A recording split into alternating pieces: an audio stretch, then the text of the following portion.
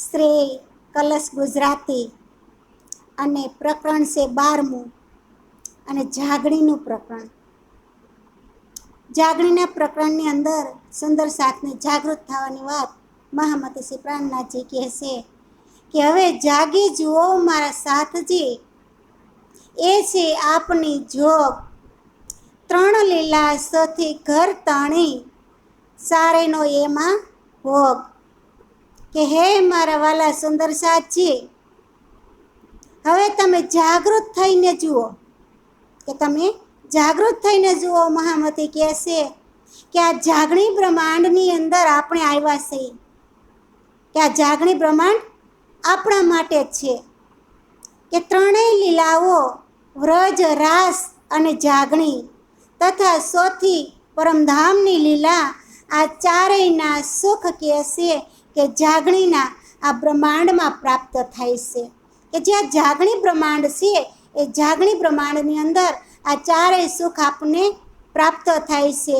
કે રાસ, વ્રજ, રાસ અને જાગણી બ્રહ્માંડ અને પરમધામ, આ ચારેય લીલા આપણને જાગણી બ્રહ્માંડની અંદર પ્રાપ્ત થાય છે. મહામતી કહે છે કે કહ્યા ન જાય સુખ જાગણીના, અને સત ઠોરના સ્નેહ, આ ભોમમાં જેવું કહેવાય કાંઈ પ્રકાશું તેહ.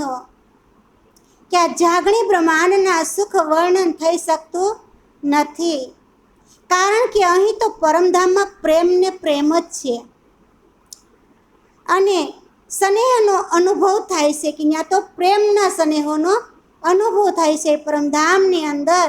કે આ સંસારમાં જેટલું કહી શકાય તેને હું કંઈક પણ પ્રગટ કરી રહ્યો છું. કે આ સંસારની અંદર હું જેટલું કહી ગઈ ને એટલું મહામતી કહે છે આ જાગણી બ્રહ્માંડની અંદર હું તમને પ્રગટ કહી રહ્યો છું. કે હવે જગુ જુગતે કરી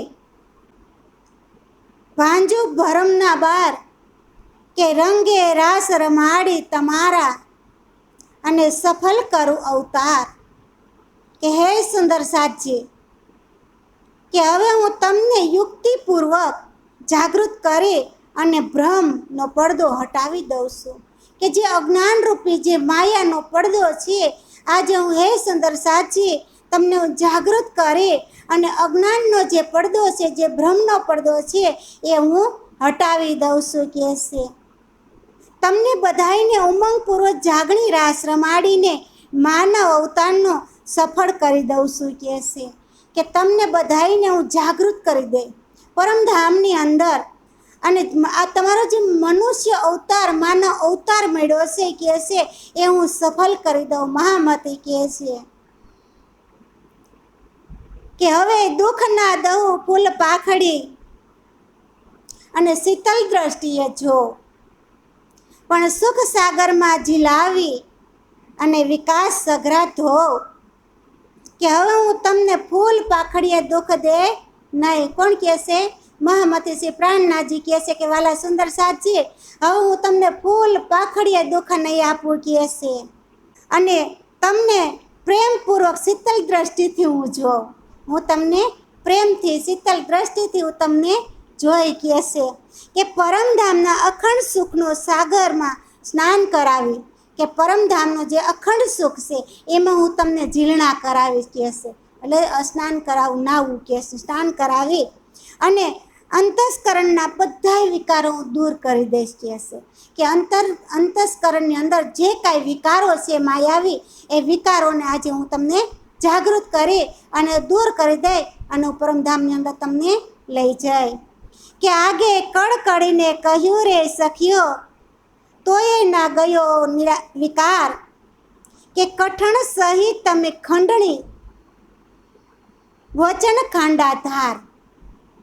કે હે સુંદર સાથજી, કે મેં પહેલાં તમને અનેક વાર કે કઠોર વચન કીધા છે, અનેક વાર સમજાવ્યા, પણ તેમ છતાંય તમારી અંદરના જે વિકારો છે એ દૂર થયા નહીં. કહે છે મેં તમને બહુ સમજાવ્યા, તમારી ખંડણી પણ બહુ કરી. કહે છે પણ છતાંય કહે છે કહે છે કે મેં તમને અનેક વાર પોકાર કરીને પણ કહ્યું, પણ કે તમારી અંદર જે સુંદર સાથજી જે વિકાર છે એ વિકાર દૂર થયો નથી. કે આમ છતાંય તમે તલવારની સીણની ધાર જેવા મારા ખંડણી ભરેલા કઠોર વસનો તમે સહન કર્યા. છતાંય કહે છે તમે મેં તલવારની ધાર જેવા સીણ જેવા મેં તમને વસનો કહ્યા તોય તમે સહન તો કર્યા. કે તે વચન ઘણું સાલે મને પણ કઠણ તમને જે કહ્યા. કે મારી વાચનાઓની નિંદ્રા માહે મૂળ ઘર વિસરી ગયા. તે બધાય કઠોર વસનો હવે મને પણ સાલે દુઃખ કરે છે કે છે. જે કઠણ વસનો મેં કહ્યા ને એ હારા મને જ કે દુઃખ કરે છે કે છે.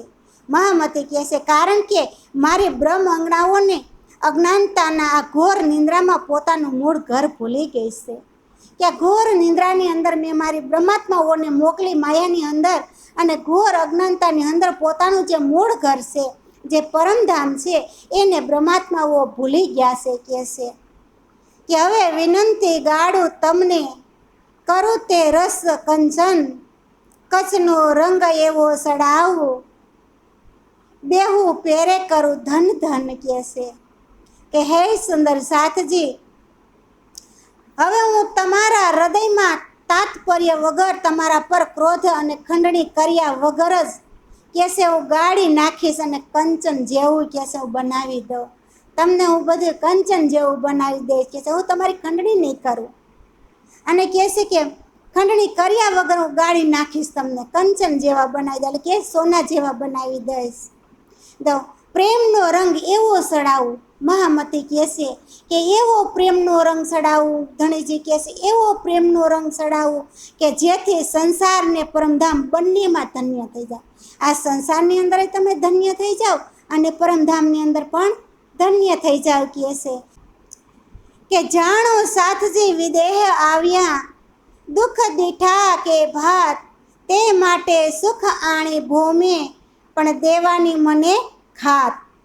કે હું જાણું છું એ સુંદર સાથી કે આપણો સુંદર સાથ મૂળ વતન પરમધામથી અહીં વિદેશમાં આવ્યો હશે. આ હું જાણું છું મહામતી કહે છે. આપણે ધણી કહે છે કે હું જાણું છું મારો સાથ આ વિદેશની અંદર આવ્યો છે અને માયાવી સંસારમાં આવ્યો છે કહે છે. કે આ માયાની સંસારની અંદર આવ્યો છે અને તેમને અનેક પ્રકારના દુઃખ પણ દીઠા છે.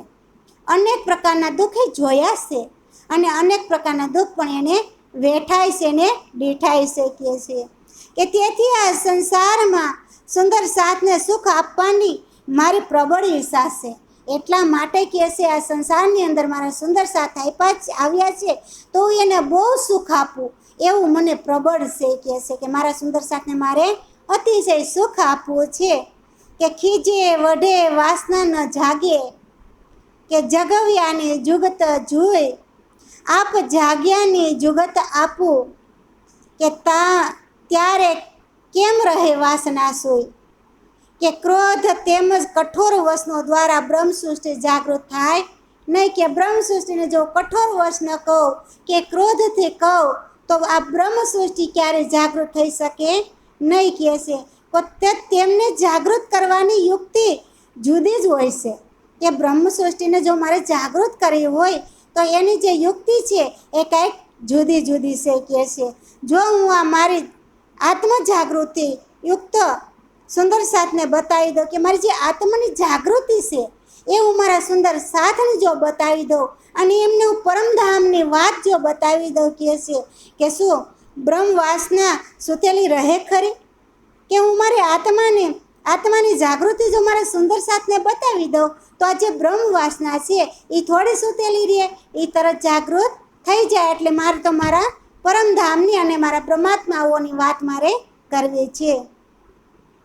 કે ખડી ખાંડી ખીજીએ જાગે નહીં એની ભાત કે આપો પુઓલ ખાવીએ શાખ પુરાવે સાખ્યાત. કે બોધ વસન કહેતા ક્રોધિત થઈને ખંડણી કરીએ કહે છે. કે આ બોધનો જે વચન છે એ વચન કહેતા ક્રોધથી હું ખંડણી કદાચ કરીએ કહે છે તો પણ સુંદર સાથ જાગૃત થાય નહીં કહે છે. ખીજી વઢી અને વચન કહેતા જો ક્રોધ કરી તો કહે છે સુંદર સાથ જાગૃત થાય નહીં કહે છે. હું એવું ઈચ્છું છું. ધણીજી કહે છે કે સાક્ષાત આ ધણી આપણને જાગણી પ્રમાણની વાત કરી રહ્યા છે. તો ધણીજી કહે છે કે હું એવું ઈચ્છું છું કે સાક્ષાત પરમધામની સાક્ષી આપી અને તેમને આત્માની ઓળખાણ કરાવું, સાક્ષાત પરમધામની ઓળખાણ આપું કે નિજ નામ શ્રી કૃષ્ણજી અનાદિ અક્ષરાથી સોતો અબ જાહેર ભય સબ વિધવતન સહિત, કે આ વિશ્વ જગતની અંદર હું જાહેર થઈ ગયો છું અને આ વિશ્વ જગતની અંદર હું આવી ગયો છું. એ કે હું પરમધામની આવી મારી આત્મ જાગૃતિની જે વાત છે એ હું વાત કરું, મારા સાથને કહેશે અને હું પરમધામની અંદર પહોંચાડું. કે હવે હું જગવી સુખ દઉં સંભાળું કરું આપ આપણી વાત, કે સાથ સહુ અમ પાસે બેસી કરું સહુ વિખ્યાત. કહેશે કે હવે સઘળા સુંદર સાથને હું જાગૃત કરીશ. મહામતી કહેશે કે આ માયાની અંદર મારો સાથ આવ્યો છે એ તમામ સુંદર સાથને હું જાગૃત કરીશ અને પરમધામનું જે સુખ છે એનું સ્મરણ કરાવીશ. કહેશે હું એને યાદ દેવરાવીશ કે આપણે પરમધામના સહી, આપણે પરમધામની અંદર શ્રીરાજીના શરણોની અંદર બેઠા સહી, ત્યાંથી આપણે ખેલ જોવા માટે આવ્યા છીએ આ વિશ્વ જગતની અંદર. આવી રીતે હું એને જાગૃત કરી અને હું એને સ્મરણ કરાવું. તેમજ પરસ્પર પોતાના મૂળ સંબંધની વાતો પણ કરું, કે આપણો જે મૂળનો સંબંધ છે એ આપણે અરસપરસ આપણે સામસામા સહી એની પણ હું તમને એમને વાત કરીશ. કે છે સમૃદ્ધ સુંદર સાથ અમારી પાસે જ બેઠો છે, કે સમૃદ્ધ સુંદર સાથ પાસે જ બેઠો છે કારણ કે ધણીના શરણોમાં જ પરમધામની અંદર સુંદર સાથ બેઠેલો છે અને હું આ બધા જ પ્રકારે પરમધામનું વૃત્તાંત પ્રગટ કરું છું. કહે છે કે બધી રીતે આ પરમધામનું જે વૃત્તાંત છે, જે પરમધામનું સત્ય છે એ હું બધું પ્રગટ કરી રહ્યો છું. કે અને કહે છે કે આગે આવે છે મુકને ધણી તણો વરી નીંદ બીજી કીધી, પણ નિકસ નિંદ્રા ઉડાડી સાકેત બેઠી કીધી. કે બહુ પ્રથમ સદગુરુ મને આવેશ આપ્યો, પ્રથમ તો સદગુરુએ મને આવેશ આપ્યો કહે છે, અને પછી બીજી સંપત્તિ તાતમ જ્ઞાન આપ્યું. સર્વપ્રથમ મને આવેશ આપ્યો અને બીજી સંપત્તિ મને તાતમ જ્ઞાન આપ્યું. કહે છે અને જે અજ્ઞાનરૂપી નિંદ્રા હતી એ નિંદ્રામાંથી મને ઉઠાડી અને જગાડી. કહે છે નિંદ્રામાંથી મને જગાડી અને સાક્ષાત કહે છે કે મને પરમધામની અંદર બેસાડી દીધી. પણ ઇન્દ્રાવતી કહે છે, મહામતી શ્રી પ્રાણનાથજી કહે છે કે મને પરમધામની અંદર બેસાડી દીધી. આવી રીતે મહામતી શ્રી પ્રાણનાથજી આપણને પરમધામની વાત કરી રહ્યા છીએ.